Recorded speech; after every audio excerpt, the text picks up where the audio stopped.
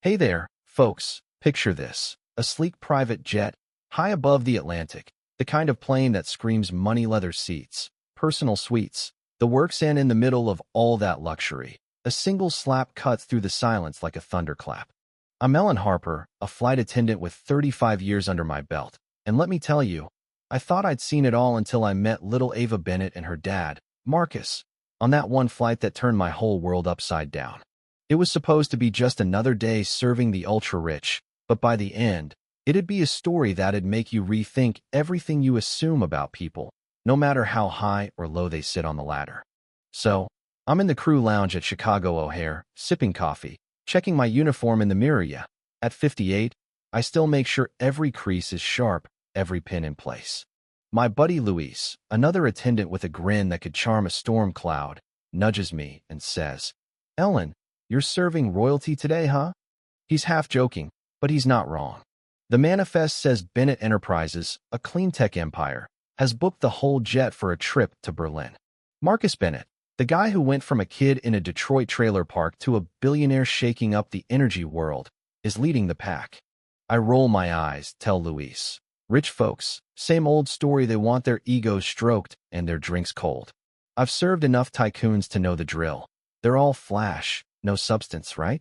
But then there's this curveball on the manifest: a kid, Ava, Marcus's 9-year-old daughter. A child on a corporate jet? That's new, and honestly, it throws me off. Kids in first class are like turbulence. You brace for chaos. We board the jet, a custom Boeing 737 that's more penthouse than plane, and I'm doing my usual checks when Marcus and Ava walk in. He's tall, sharp suit, but no Rolex or gold chains, just a plain watch and this quiet intensity, like he's sizing up the world without needing to prove it. Ava, though, she's something else: big brown eyes behind round glasses, braids with these little colorful beads that click when she moves, and a backpack with a beat-up teddy bear poking out. She's not strutting like some spoiled heiress. She's just a kid, clutching her dad's hand, asking him if they can visit a physics lab in Berlin. I'm thinking, who is this girl? Most kids her age are glued to cartoons, not dreaming about particle accelerators.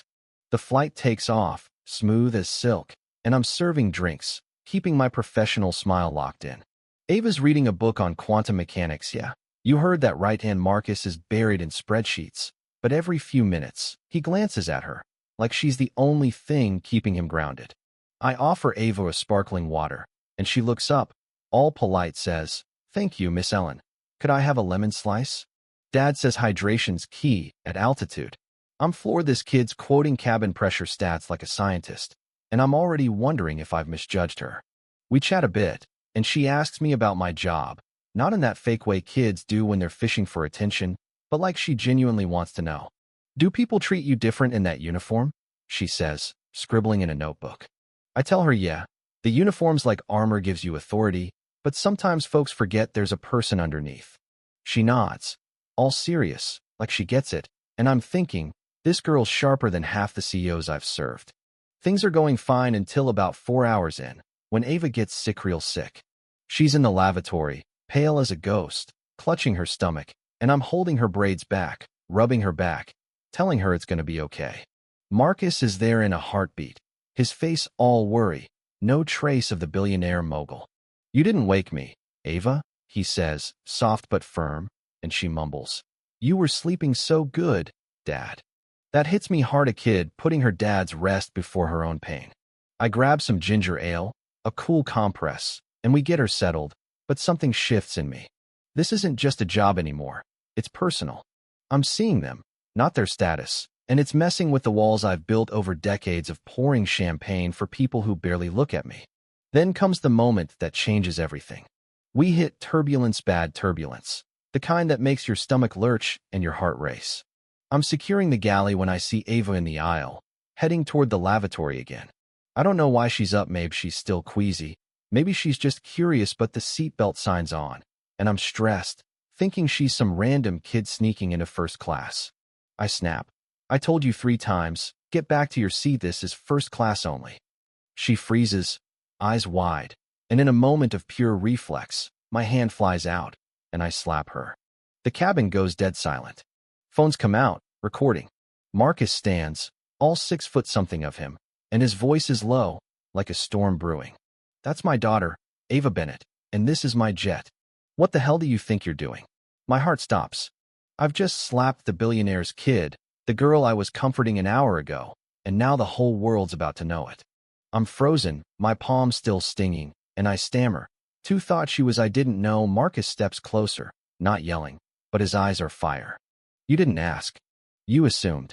Ava's crying, holding her cheek, but she doesn't run to her dad. She just looks at me, hurt, but not hateful, and that cuts deeper than any viral video could. Louise pulls me to the galley, hissing, Ellen, what were you thinking? And I'm asking myself the same thing. I've spent years judging people like them, assuming they're all entitled, all the same. But Ava's kindness, Marcus's quiet strengthery, not the problem. I am. The rest of the flight's a blur. I apologize, shaky, to Marcus and Ava, expecting him to fire me on the spot, but he just says, mistakes happen, but you owe her better. Ava, bless her, whispers, it's okay, Miss Ellen, I know you didn't mean it. I'm wrecked, not because of the cameras or the fallout, but because I let my own biases blind me. When we land in Berlin, I'm bracing for the worst, but Marcus doesn't report me. Instead, he posts a picture of me and Ava in the galley, from when I gave her warm milk to settle her nerves, with a caption about kindness crossing divides. It goes viral, and suddenly, I'm not just the flight attendant who screwed up. I am part of a story people are sharing, debating, crying over. 2 days later, we're reassigned to fly them back to Chicago after Ava has an allergic reaction to walnuts at their hotel.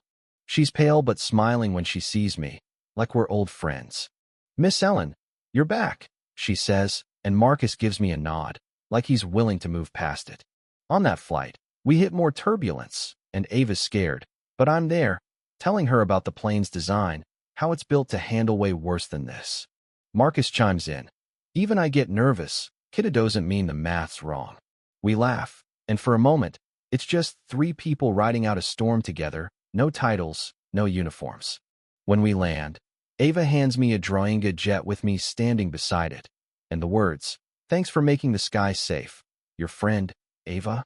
I'm choking up, tucking it into my pocket, knowing I'll keep it forever. 3 months later, I'm on a regular flight from LA to Chicago when I hear a kid in economy class asking for me. It's Ava, sitting with her mom, Diane, a sociology professor who's warm but sharp, like she sees right through you. Ava's doing a school project on class structures, flying economy to understand it, and she asks me to speak at her school's career day about aviation science. Me, a flight attendant, talking physics to kids. It's the first time anyone's seen me as more than the lady with the drink cart. As I walk back to first class, I'm different. I've spent 35 years serving coffee, smiling through rudeness, keeping everyone at arm's length, but Ava and Marcus cracked something open. They reminded me there's a person behind every seat, every uniform, every title. So what about you? Have you ever misjudged someone, only to find out they're more human than you thought?